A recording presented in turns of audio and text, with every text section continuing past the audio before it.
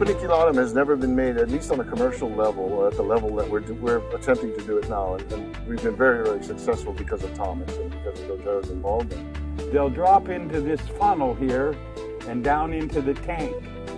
The tank will fill up with water and the oil will be at the top. And I draw the oil off right here.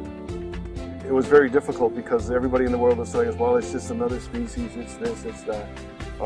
But over the last 2.5, 3 years, working with it, distilling it, finding out that its properties are, I believe, to be better than anything in the world, and I think we're about ready to prove that. There isn't very much of this in the world, and I get to put my hands right in it. Look at that.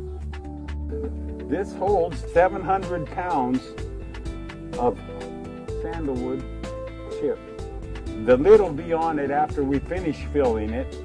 Once it starts down that pipe, it heads to a heat exchanger. We take the vaporized oils and they separate.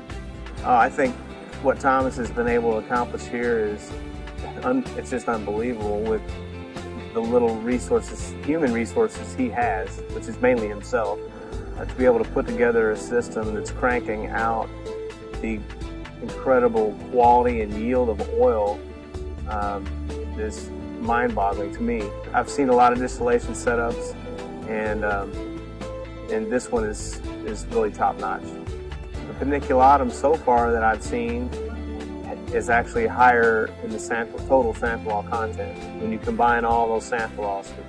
When we say total xanthol content, we're not just talking about alpha and beta xanthol. We're talking about all the sesquiterpene alcohols that are common to the sandalwood oil. In terms of comparison to the spicatum or the Australian sandalwood, it's not even close. This blows it out of the water, so we don't even bother comparing it to that. You got to look at what goes into the production of this, from lifting whole trees out by helicopter, which is how they do it in some of the cases here in Hawaii, and then the process of removing the sapwood, getting to the heartwood or getting to the root bud, and then chipping it up into little tiny pieces by the time it makes it to the still, and then the amount of fuel that's required and energy that's required to get the oil out of the actual wood over a distillation period of days.